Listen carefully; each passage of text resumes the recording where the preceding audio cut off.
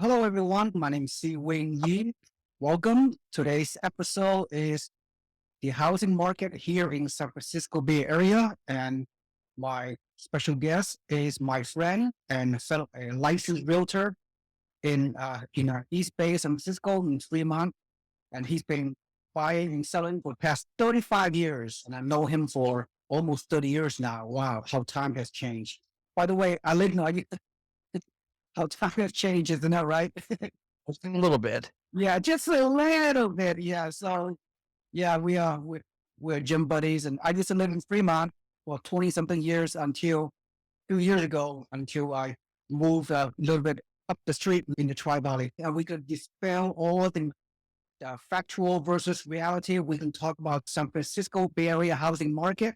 That could, Tony, you have a lot of great information to share. Before you will do your presentation, I'm going to share my screen and I'm going to get the East Bay San Francisco housing market. Let me start by going over the median sales price in Oakland Metro, which Fremont covers the entire East Bay. We're talking, at least 1 million people here in the East Bay. Of course, San Francisco is across the bay, and San Jose is about 40 miles below East Bay. So this data is a good representation of the entire San Francisco real estate market. I'm going to use several metrics. I'm not going to spend too much time on it. I'm going to go over approximately 4 metrics. One of them, as you can see, is median sales price in Oakland metro area East Bay throughout the 2022 and partially year to date, month to date. And then I'm going to talk about pending sales and new listings and months supplies of inventory. When I get done, I'm going to segue to Tony, going to discuss the recent listings sold in East Bay, and you will be very, very surprised and shocked as to what's happening, contrary to the mass media, even Redfin has been disclosing to the general public. So with that in mind, let's go over this black line, which is 2022. The peak of the market in the East Bay back in May of 2022, we have a median sales price of a little bit over $1 million. And ever since the interest rate has skyrocketed in the middle of last year, 2022, from around 3.5% mortgage rate to as high as 7.3% in October, things that demand has subsided greatly, not only in the local market here, but nationwide, give or take as well. So you can see like a tremendous downturn in the price reductions from May all the way toward even right now, December 25th, 2022. So you have a peak median price of May 2022 of $1,095,000 all the way down to median list sales price of $847,000. I'm going to say that based on these two numbers, I would say there was 15% reduction of median sales price in the past 6 to 7 months, approximately 6 to 8 months correction. So let's go with the pending sales year over year. Again, the pending sales back in April 2022 was at this level compared to 2021. 2021 is the orange line, 2022 is the black line. So at the peak of the pending sales back in April, we have this much transaction. Then ever since in April, we have seen a systematic supply pending sales, and then let's look at active listings.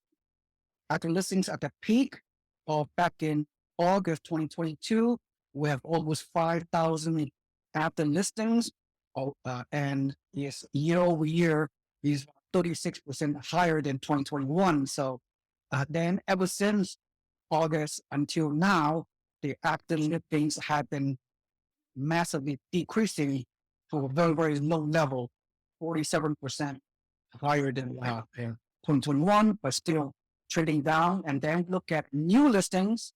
New listings has also decreased dramatically from the peak of May 2021, and then all the way down May 2021, we have 863 transactions during that week.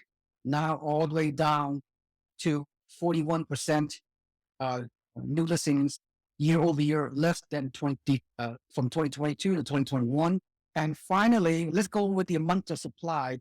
Month of supply, in case just a real rate, a 5 to 6 months is a balanced market, and anything less than 5 to 6 months is a seller's market. So we have seen back in July, we have around 2.5 months supply of inventory available, which is below the healthy market pace, still seller's market. And then back in November, a couple of months ago, we still have around 2.5, no, actually, a little bit more than 3 months supply of inventory. And then all of a sudden, since November past 2.5 months, look at this. Look at this dramatic decrease in supply of inventory to a point where it's 7.9 weeks of supply of inventory. We have less than 2 months supply of inventory. 2 months supply of inventory is almost at a historical low in supply of inventories. We all know the reason why, right? Because sellers are not selling. I mean, homeowners are locked into the historical low interest rate. They are sitting on their great mortgage. They have very little motivation to sell at a low mortgage rate, whereby if they were to sell, they have to succumb to a right now 6.5% mortgage rate. So people sitting on the equity, they're not selling, and new builders are not building enough homes due to the lack of demand. We have an extremely low supply of inventory. On the one hand, we have seen quite a dramatic correction in the San Francisco Bay Area, in California for that matter. We've seen 15% reduction of prices the past 6 months, which is very, very dramatic. Now, some people calling a pending crash. There's no way. There's no way when you have an inventory level of only 2 months. There's no way how it's going to crash. So people are just all this doom and gloom naysayers out there. They are simply wrong. Tony Bruno, take it away. This is your deal. Tell me what's going on. Separate the fact from the fiction. Is the housing market going to continue to go down in a Bay Area? Tell me about we have been seeing the tech layoff, very major news, all the major tech companies are laying off workers. They are continuing to do so. Coupled with that, couple of lack of demand and what have you, the perception is that the Bay Area house market is going to crash into the ocean, etc. Before you go over this listing from a high level, quickly go over your thoughts. What have you seen on the ground? Whether this mainstream negative headlines are really true or false. And then I want you to go over these listings. When you go over these few listings, people are going to be very, very surprised and shocked as to what really is happening in the San Francisco housing market. So, Tony, go ahead and take it away. Good morning, and thanks for having me on. We saw April and May was like the peak of the market because interest rates, like you said, they doubled. So we saw a real sluggish market through the summer. And then here's what typically happens this time of the year, or going back in history, between November and February is when we start to see inventory pop up again. But between Thanksgiving and for Super Bowl Sunday, for some reason, that's when we start to see things hit the market. I'm specialized in Fremont, but I work the entire Bay Area. Right now, Fremont's got 55 single-family homes for sale. That's it throughout the entire city. So we're seeing multiple offers. And how many people? How many people live in the Fremont? The last count, about 280,000. 280,000 people live in Fremont. And there are only 55 homes for sale right now. That's correct. There's some new construction, some condos and townhouses that are down in the south part of Fremont. That's going to add to the total. But if I'm just looking at the detached home market, which is what I probably do more than anything else, there's 55. That was as of yesterday. And if anything, that's probably gone down. When I do a market analysis, back in the old days, we used to go 6 months back, but that's ancient history now. Now I go back about 2 months because the market, a lot of volatility, but I sent you recent sales. There were 8 single-family homes that closed in Fremont from January 1 till today. There were a total of 8 properties, and as you can see, they all went well above the listed price. Still off the all-time highs of where they were back in April and May, but getting close to that. And I think with another push up the next month or two, we're going to be back. We're going to pick up that ground that we lost. Do I think it's sustainable? There's layoffs in tech. Listening to the news today, the tech workers right now, if they're out of work for more than 2 months, they're absorbed back into the workplace. So it's sort of a restructuring of the tech sector, but they're still being absorbed back into the workplace. So I don't think we're going to see again, I think we're going to see more of a correction as we get into, more inventory. If rates right now, they've actually come down. I locked a buyer in yesterday at about 5.5 on a 30-year fixed, which they thought was an attractive rate. And it was today, back in January of last year, we're at 2.75. But right now, what we're seeing in the market is multiple offers. My partner, Beth Wong, and I would put a property on the market in Fremont yesterday, and we used these calendar apps on the MLS, multiple listing service, and buyers, agents go on there to schedule appointments. So we put them on the market at about noon yesterday. That calendar was completely full through last night at 8 o'clock and up today until noon. And I'm sure the rest of the day is booked out today. So buyers are going out during the week to look at these homes. As soon as they hit the market, they want to see it. It'll be interesting to see. If you want to reach out to me next week, we have an offer date set on for next Tuesday. It's a 4-bedroom, 2-bath on Reynolds Court, listed for $1,550,000. My thought is going to probably sell for $1,650,000, maybe $1,700,000. So I don't know. But again, had you asked me October, November, if I thought this was going to happen, I'd say, no, I think we're going to go into 2023, just like we ended 2022, but that certainly isn't the case. Yeah, Tony. Yeah, very interesting news. I know real estate is seasonality. The winter months, everything slows down, which is expected. And I kind of expected that the beginning of the year, the spring season is the hottest time. People suddenly come out of hibernation, and they're very motivated. It's a reset of the market. People understand that the reality of the housing market is such that we're gonna expect the mortgage rate going to be anywhere from 5.5 to 6.5%. Give it, leave it. And there's no, for people that qualify to buy homes these days, there's no sense in waiting, because things are not going to get any better. Things are not getting any worse. So the people, they are motivated. People have a long-term buying perspective, and they can pull the trigger. So every market is different in the U.S. There's no such thing as a national market. So Tony, the buyers, what kind of buyers are there? I mean, where are they coming with a down payment? What kind of jobs they have, and what some of the demographics of the criminal? Majority of them are tech workers. Of course, we're right here in the Valley. Majority of them are tech, young couples just starting out. Again, maybe I'm getting old, but I consider anyone under 35, especially to be able to buy in the Bay Area. There are young buyers out there. So that's kind of what we're looking at. Again, because I've been doing this for 35 years, my business is multi-generational. Like the house I listed on Reynolds, it's actually a senior that's moving into a care facility. He bought his home back in 1974 for $29,000. That's on the market for $1,550,000. Then we have another one coming up in Newark. They've been there. We sold it to them in 2006 for $618,000. So on the market next week at $1,329,000. They're moving out of California. They're moving to they're going to the Reno marketplace. So I deal with a lot of people that have been here forever, and now it's time for them to move on to the next chapter of their lives. So it just keeps chugging along. Exactly. Yeah, I know how you feel. Except you and I are no different. we are kind of moving to the next chapter of our lives as well. So, okay, look at the current listings I just saw.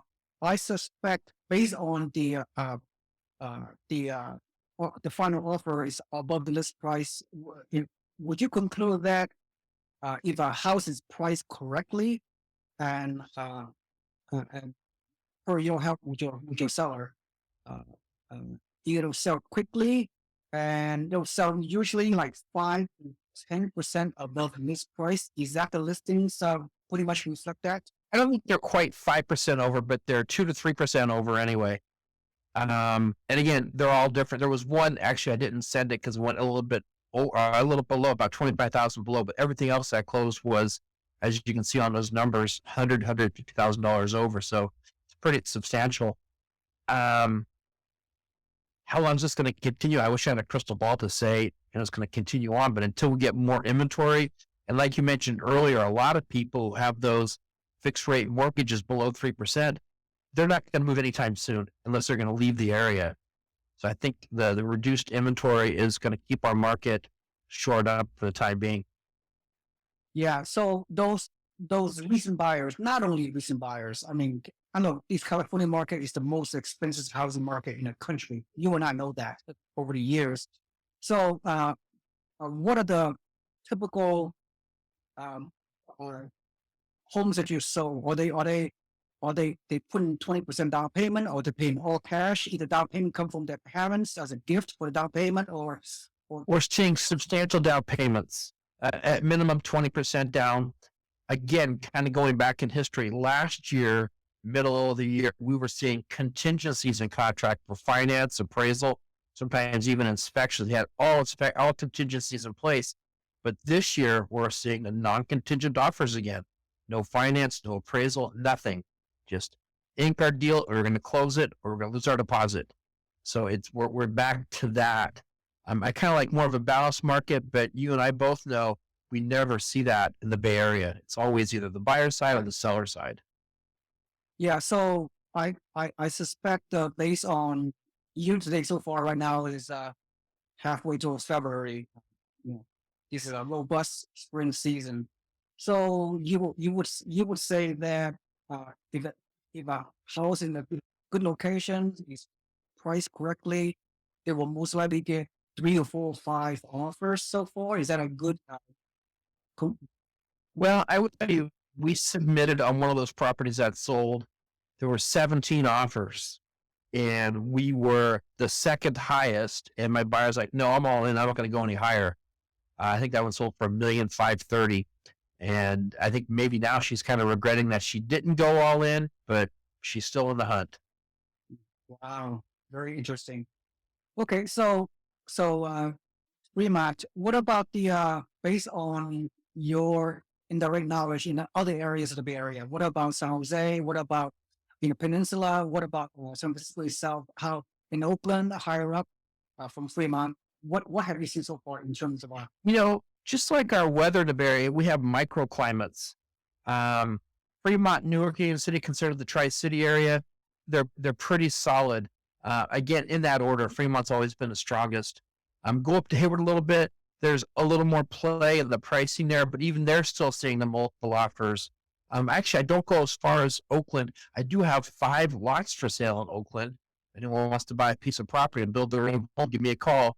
But in any event, as far as the peninsula goes, a lot of our buyers are coming from the West Bay. They're coming from the South Bay because Fremont, Newark, Union City are still more affordable than those areas. So I just think we're going to be, let's revisit this next month, see where we're at. But I think we're going to be in the same position, only a stronger position for the sellers. Yeah, again, I mean the people that on or does not have direct knowledge of what's going on in the San Francisco Bay Area housing market, but they think by looking at the Redfin data or any other data from Zillow or what other websites that they think because the 15 to 20% reduction in prices in the past 6 to 8 months, people think the housing market in California is crashing. Right now it's time to get a huge deal and all that stuff. So you would say that's not the reality. I mean that believe the housing prices of correction is over. We hit the bottom in a San Francisco Bay Area housing market. You think that we're on an upswing? What are your thoughts? Well, none of us can time a market. I mean, if we could, I'd be a multi-millionaire by now. You and I both would have done things differently the past 10 or 15 years, but it's just like, I mean, the market never stops. Even during the pandemic, we were shut down for 2 weeks, but we still had that pent up buyer demand, even during some pretty challenging times. So if we survive that, any other little blip on the radar, we're going to get through as well. That's why, yeah, you and I know it's all about buy and hold long term. That's the name of the game. But you can hear the other type of people. They make a lot of comments, albeit very emotional comments. They think a lot of people are still waiting on the sideline. I don't know these people personally, but I look at YouTube channels. I look at other sources. You have a large group of people in the United States. They're thinking they're gonna wait in the sideline. They're gonna wait until the housing market crash. They're gonna wait until all the price come back down to the pre-pandemic level before they will buy again. I know my I know my thoughts around that. What are your thoughts on those people that want to time the I market? like people on the sidelines. I call them my tenants. And, you know, again, again, there's a lot of doom and gloom out there. But again, if you look at these individual properties, they're selling. They're selling within a week. They're selling for over listed price. Again, it's not healthy. A balanced market, which we never see, is what we would like to see, but we never have. So I tell my buyers, jump in. Don't look at your value a year from now or 2 years from now. Look at it 10 or 15 years from now. You know, you're buying a house to put your kids through school. Your daughter's in kindergarten. You got 15 years before she's going to be in college.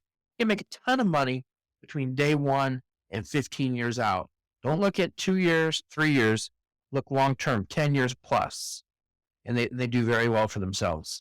Of course, you and I know that, right? You and I are the recipient of the great housing appreciation over time here in the Bay Area and elsewhere. So we coming from you and I have a combined, I hate to say this, combined investing experience of over 60 years, Tony. Because How's that possible? We're barely 60 years old.